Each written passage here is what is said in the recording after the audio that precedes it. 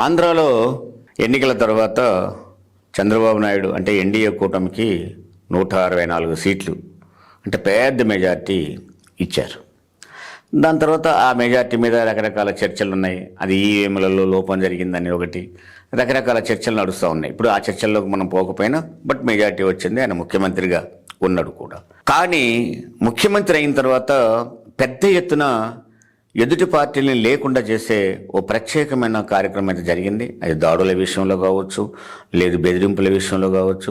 But ఏ విధంగానైనా YCP cadre మీద మాత్రం ఒక భయానక వాతావరణం అయితే ఉండే. ఒక విధంగా వైసీపీ కోలుకుంటుందా, వీళ్ళు కోలుకోనిస్తారా అనేది ఒక చర్చ కూడా ఉంది. కానీ స్పష్టంగా మనం అనాలిసిస్ చేస్తే ఈ అధికార మార్పిడి అనేది ఎమ్మెల్యేలు ఎంపీల స్థాయిలో ఉంది తప్ప క్షేత్రస్థాయిలో అధికార మార్పిడి జరగలేదు. అంత పెద్ద మెజార్టీ ఒక పార్టీకి ఒక కూటమికి వచ్చిన తర్వాత కింది స్థాయి క్యాడర్ కూడా బలోమని చేరిపోవాలి. కింది స్థాయి క్షేత్రస్థాయి అంటే అర్థం ఏంటి? సర్పంచులు కానీ, ఎడ్పీటీసీలు కానీ, జెడ్పీటీసీలు కానీ, ఆ క్షేత్రస్థాయి కమిటీలు కానీ బలోమని చేరిపోవాలి. అది ఎక్కడ జరగట్లే. అంటే వైసీపీ క్యాడరు, వైసీపీ క్షేత్రస్థాయి లీడర్లంతా వైసీపీలో ఉన్నారు. అది ఎమ్మెల్యేల స్థాయిలోనే ఆ చర్చ జరిగింది. ఆ ఎమ్మెల్యేల స్థాయిలోనే ఆ ఓటమి గెలుపులన్నీ ఉన్నాయి. అది ఎక్కడ కనపడుతుంది అన్నప్పుడు ఇటీవల ఒక ఉప ఎన్నికకు నోటిఫికేషన్ వచ్చింది. ఎమ్మెల్సీ ఎన్నిక. అది స్థానిక సంస్థల నుంచి ఎమ్మెల్సీ ఎన్నుకోబడాలి. అది విశాఖపట్నం ఎమ్మెల్సీ ఎన్నిక జరుగుతూ ఉంది.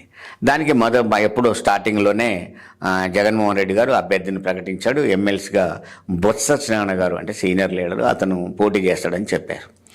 బొత్స సత్యనారాయణ మీద పోటీ పెట్టడానికి కూటమి రకరకాల జిమ్మిక్కులు చేసింది, తీవ్రమైన ప్రయత్నాలు చేసింది. ఎవరైతే బాగుంటుంది, గెలుస్తుందా గెలవదా, చేస్తే ఏంటి, వేయకపోతే ఏంటి అని. అంటే క్షేత్రస్థాయిలో ఆ మార్పిడి జరగలేదు. క్షేత్రస్థాయిలో క్యాడరు క్లియర్గా వైసీపీ క్యాడరు వైసీపీకి ఉన్నది అనే ఒక నమ్మకం కూటమిలో ఉన్నమాట వాస్తవం. పోనీ ఓట్లు వేయాలి కదా, ఎంపీటీసీలు జెడ్పీటీసీలు వీళ్ళు ఓట్లు వేయాలి. సుమారు 815 814 ఉన్నాయి ఆ ఓట్లు. ఆ ఓట్లలో 800 చిల్లరగా ఉన్న ఓట్లలో ఈ రెండు పార్టీల ఈ కూటమికి కానీ వైసీపీ బలాబలాలను కనుక చూసినట్లయితే ఇద్దరి మధ్యన 400 ఓట్లు తేడా ఉంది. అంటే కేవలం 200 ఓట్లు మాత్రమే కూటమికి ఉన్నాయి, 200 చిల్లర. ఈ 400 చిల్లర మెజార్టీ 800లో 400 మెజార్టీ అంటే 50% ఏవో మెజార్టీ అని అర్థం. ఆ మెజార్టీ ఉన్న తర్వాత ఇప్పుడు తెలుగుదేశం పార్టీ లేదా కూటమి పోటీ చేస్తే బొత్స సత్యనారాయణ మీద జరిగేది ఏంటి అంటే, ఆ జరగడంలో చంద్రబాబు నాయుడు అందులో ఆరితేరిన చెయ్యి, అందులో డౌట్ ఏం లేదు. కింది స్థాయిలో ఓటర్లని కొనుక్కోవడంలో కానీ, ఓటర్లని మార్పిడి చేసుకోవడంలో కానీ తీవ్రంగా ప్రయత్నం చేసిన వ్యక్తే. కానీ ఇక్కడ చూసి చూసి చూసి చూసి చివరిలో ఈ టీడీపీ పోటీ చేయడం లేదు, మేము దీన్ని వదిలేస్తున్నాం, నైతిక విలువలకు కట్టుబడి. ఇక సోషల్ మీడియా వాళ్ళది ప్రచారం చేస్తూ ఉంది ఏంటయ్యా అంటే, ఇప్పుడు పోటీ చేసి గెలవడం అంటే వాళ్ళని మనం కొనుక్కోవాలి. కొనుక్కోవడం అంటే వైసీపీ వాళ్ళందరూ అవినీతి పరులు కాబట్టి అవినీతి పరులను కొనుక్కొని ఓట్లు వేయించుకోవడం మాకు మంచి అనిపించలేదు కాబట్టి మేము దీన్ని వదిలేసాము అని. మీరు మంచి అనక వదిలేశారా, చేతగాక వదిలేశారా, అది పక్కకు పెడితే ఏకగ్రీవంగా వైసీపీ ఎమ్మెల్సీ గెలవబోతున్నాడు బొత్స సత్యనారాయణ. అంటే ఇది వైసీపీ క్యాడర్కి గొప్ప ఉత్తేజం, అందులో డౌట్ ఏం లేదు.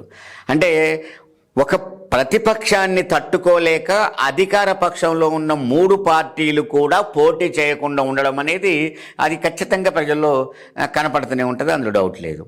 మరి ఇప్పుడు వీళ్ళు చేస్తున్న ప్రచారం ఏంటి అంటే నైతిక విలువలు అనేది. నైతిక విలువలు ఏంటి అంటే చేతగానోడు నీతులు ఎక్కువ చెప్తాడు అన్నట్టు, చేతగానప్పుడు చక్కటి నీతులు చెప్తారన్నమాట.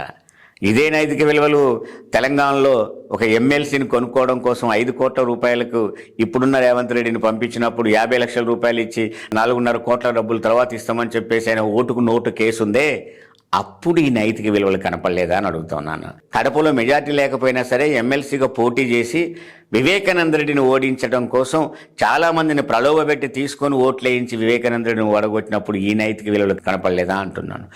ఓట్లు సరిపడా లేనప్పటికీ కూడా ఎమ్మెల్సీగా అనురాధను పోటీ పెట్టి గెలిపించుకున్నప్పుడు ఈ నైతిక విలువలు నీకు కనపడలేదా అని. అంటే చేతగానప్పుడు వచ్చే నీతులు, చేతనై వీలుంటే కొనేయటం. ఆడ వీలు పట్టం లేదు, కొనడం సాధ్యం కావట్లేదు కాబట్టి దీన్ని నీతులతో కప్పిపుచ్చాం. బట్ నీతులు చెప్పాడో మరొకటి చెప్పిండో కానీ కూటమి మాత్రం పోటీ చేయడం లేదు, అడుగు వెనకడుగు వేసింది. వైసీపీ ఎమ్మెల్సీ ఏకగ్రీవంగా బొత్స సత్యనారాయణ గెలవబోతా ఉన్నాడు. ఇది జరిగేది.